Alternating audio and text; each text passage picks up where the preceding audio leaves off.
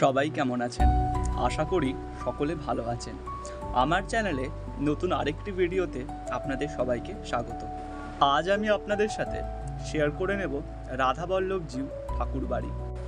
এই রাধাবল্লভ ঠাকুরবাড়িটি বাঁকড়াহাটে অবস্থিত। বাওয়ালির পাশেই এই বাঁকড়াহাট রয়েছে।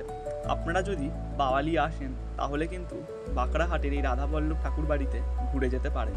মন্দিরটি 8 চালা বিশিষ্ট। বাংলার সবথেকে বড় অন্যতম 8 চালা মন্দিরগুলির মধ্যে এই মন্দিরটি অন্যতম। আমরা মন্দিরে ঢুকতেই পাশেই পড়ে গেল মা মনসার একটি থান। গ্রাম বাংলার দিকে এরকম মনসার থান, বনবিবির থান, পঞ্চানন্দ ঠাকুরের থান কিন্তু আপনারা দেখতে পারবেন। পাশেই রয়েছে একটি তুলসী মঞ্চ। চলুন এবার মন্দিরের সৌন্দর্য আমরা দেখে নেই। মন্দিরটি সুবিশাল 8 চালা স্ট্রাকচারে তৈরি। সামনেই ধাপ ধাপে সিঁড়ি এবং বিশাল বড় প্রাঙ্গণ বিশিষ্ট। মন্দিরটি বাওয়ালি যে জমিদার ছিলেন সেই জমিদারেরই কোনো এক বংশধরের হাতে এই রাধাবল্লভজিউ ঠাকুর বাড়ি প্রতিষ্ঠিত হয়েছিল। আমরা হয়তো অনেকেই জানি, আবার অনেকেই হয়তো জানি না। বাওয়ালি যে জমিদার ছিলেন তারা কিন্তু কলকাতার বুকে অনেকগুলি মন্দির তৈরি করে দিয়ে গিয়েছিলেন।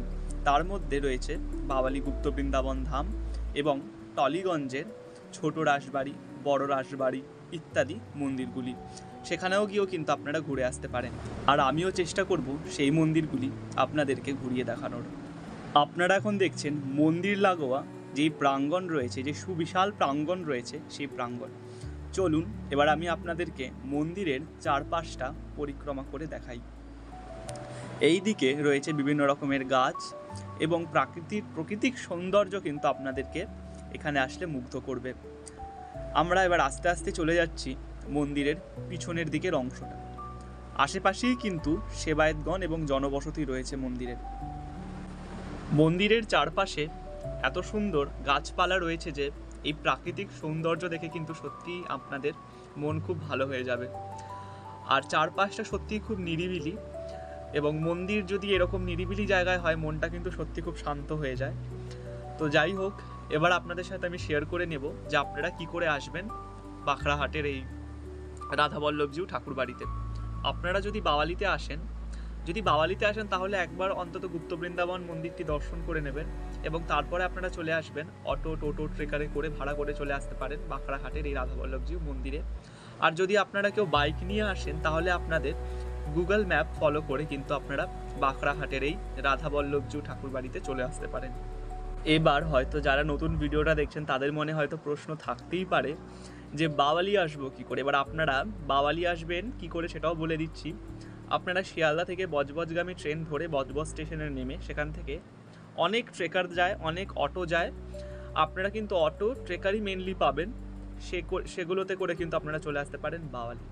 তো যাই হোক, চলুন এবার দর্শন করে নিই ঠাকুর রাধাবল্লভজিউকে। এই মুহূর্তে আপনারা দর্শন করছেন শ্রী শ্রী ঠাকুর রাধাবল্লভজিউয়ের। দুই পাশে রয়েছে মহাপ্রভুর এবং নিত্যানন্দ মহাপ্রভুর দুটি বিগ্রহ, আর মাঝখানে রয়েছে নারায়ণ শালিগ্রাম শিলা।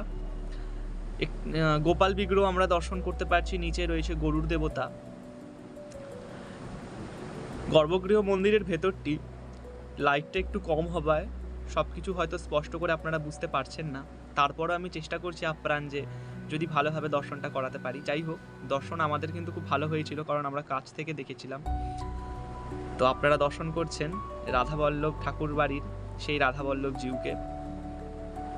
সবাই দর্শন করুন। আজকের মতো ভিডিওটা এইটুকুই।